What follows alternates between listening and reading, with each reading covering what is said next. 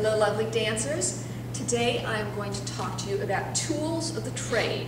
So if you look down here, these are the accoutrements which I dance with when I'm dancing with double swords, and I'm going to explain them to you one by one. Of course we have our sword, and we always treat our sword with respect. We always treat it as a dangerous weapon because it can hurt. It can, if it falls off your head, it can go straight into the floor, chip the floor. I've heard stories of it going through dancers' feet, and so we really don't want this to be something that we're just going to casually be carrying around. It loses the allure, it loses the mystery, and it also can be dangerous. So always treat your sword with great respect. It can also get unbalanced if you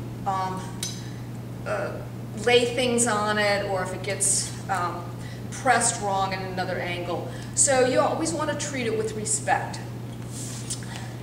The sword, all swords have a balance point, and the balance point is going to be different for everybody's sword, each person's sword. But you're going to want to find your balance point, and when we do balancing, you're going to know there's that point that's going to be used to balance on. So this is a Bellady scimitar. It is smaller than some of the other scimitars, which you may not even be able to buy at this point. This was purchased through the Cult of Athena. It was around $44. As you can see, get a close-up of this. This has a detailed inscribing here, so this was probably $15 more just to get that pretty inscribing. But of course I go and put beauty first, so I chose to do that. I also have my other swords, some of them don't have it on. They're exactly the same, the only difference is the inscribing. So this is our sword, and what we want to remember is that we have a back side which is dull, but we have two sides that are sharp. This side is sharp and this side is sharp, and we want to make sure whenever we're working with swords and holding swords that we never put our hands on the sharp, even though this isn't feeling sharp. We never put it on the sharp edge because we always want to maintain the illusion that this is a real sword and that it would be sharp if it was a real sword. So we have the tip, which is called the point. Excuse me 1 minute. We have the pieces back here are called the hilt. From here to the end is the hilt.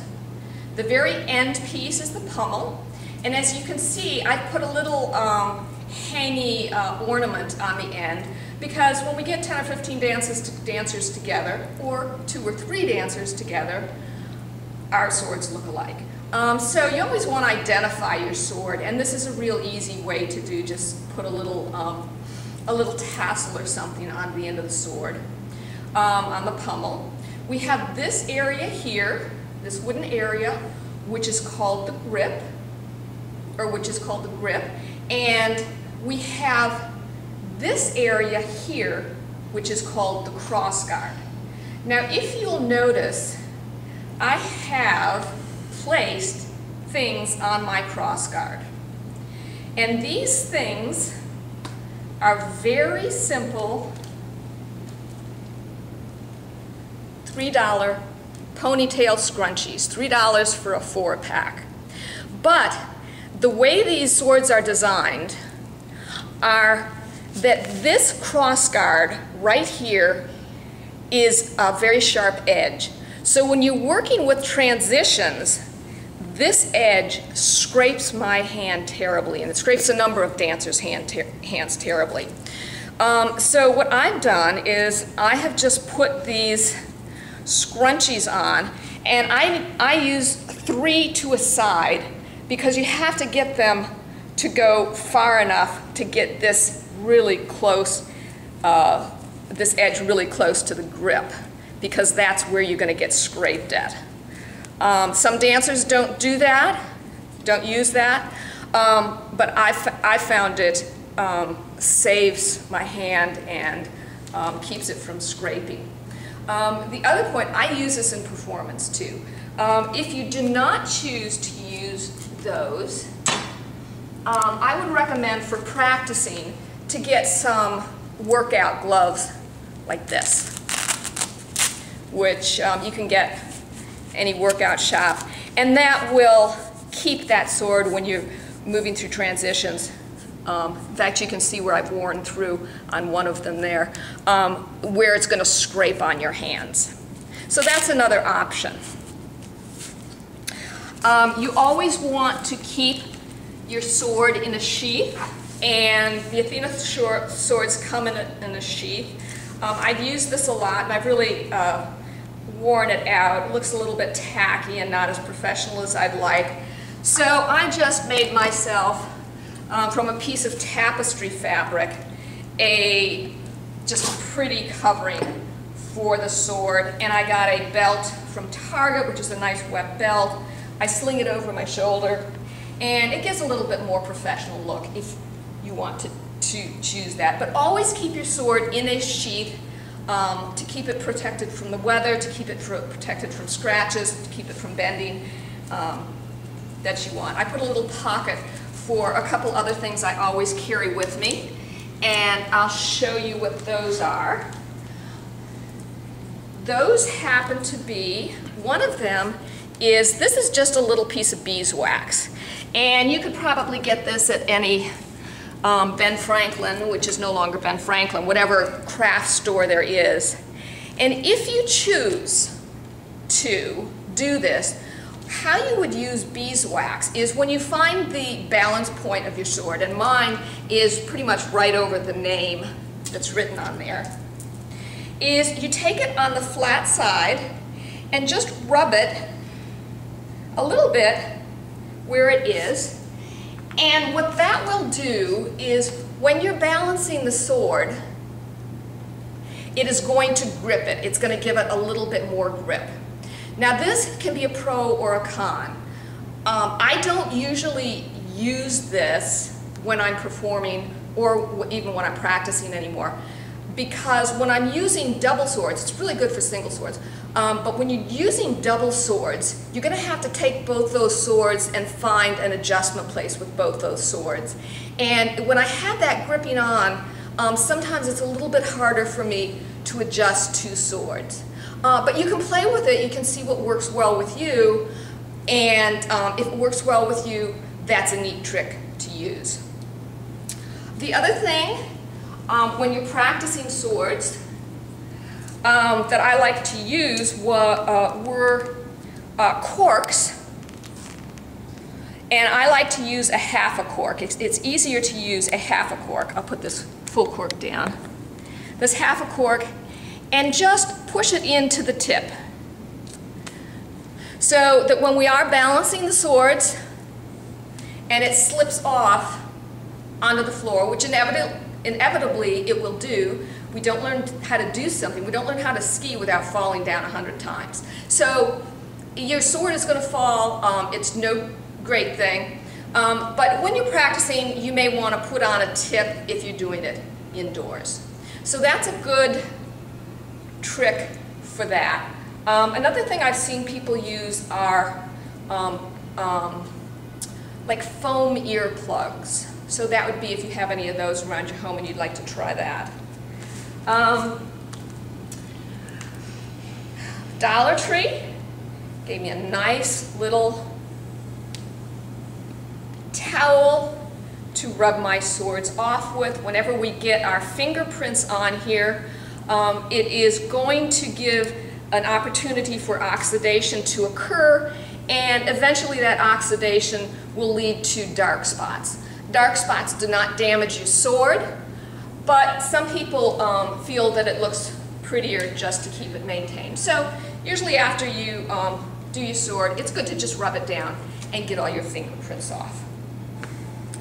So what I have learned in my use of double swords as opposed to single swords. Single swords, we know we always want to put some type of a headband on to keep it from slipping from side to side, to give it just a little bit more grip, because our hair happens to be very usually shiny, and some people say don't wash your hair before you do it. Always use a headband so that we get a little bit of grip.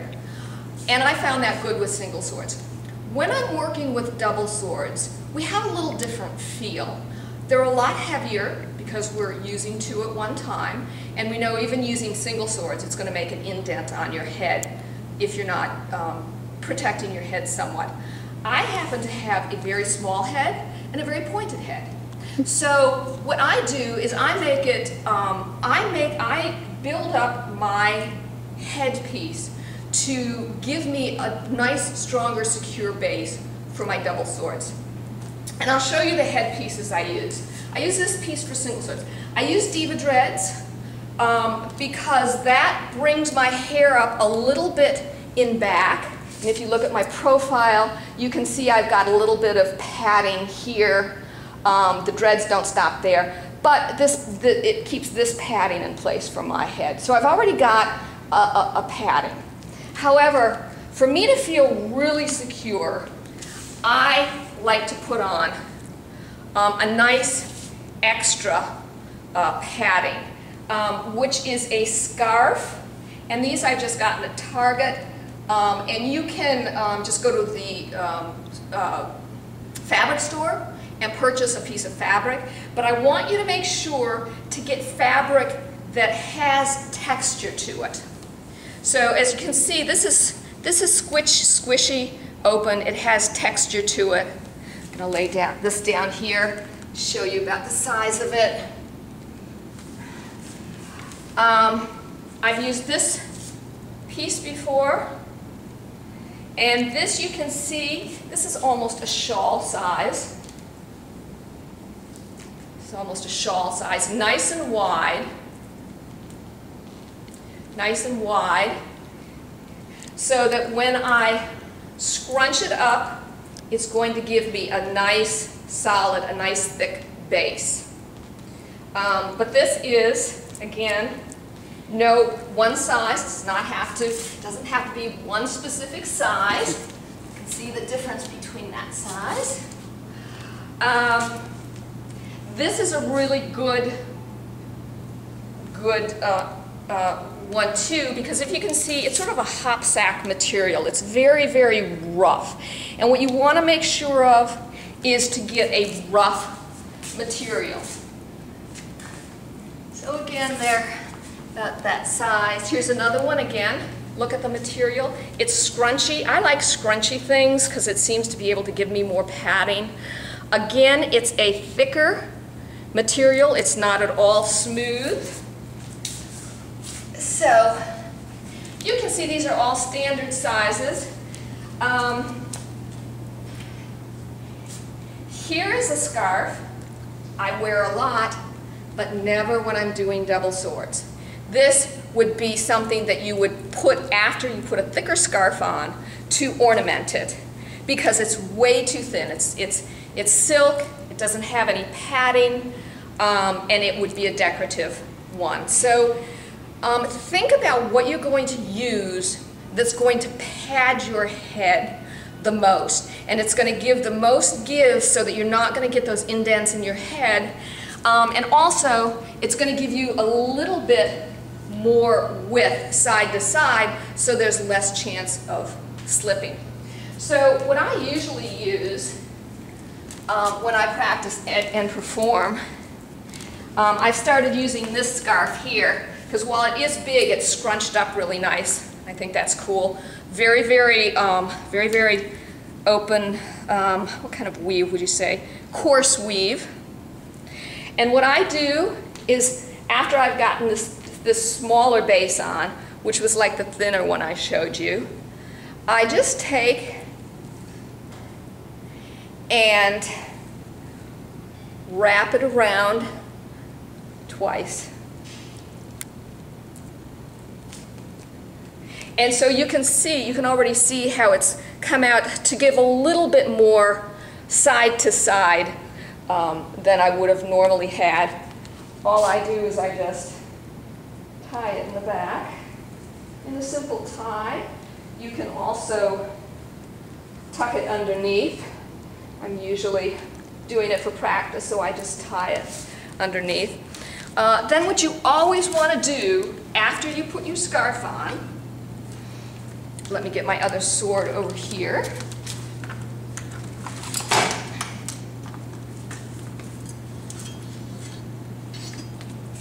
Is before you go out to perform, you want to make sure that it's going to be a nice base. Okay? Don't ever go out and perform without trying it, because as we loop the fabric over each other, we maybe get bumps. Some people can find a ridge between the front and the back that they like to balance it into. But whatever you do, use a base, use it and love it. It's your friend. Turbans are really good, so if you like to use turbans. And of course our flower gardens can go all around. And those are the tools of the trade. Thank you, ladies.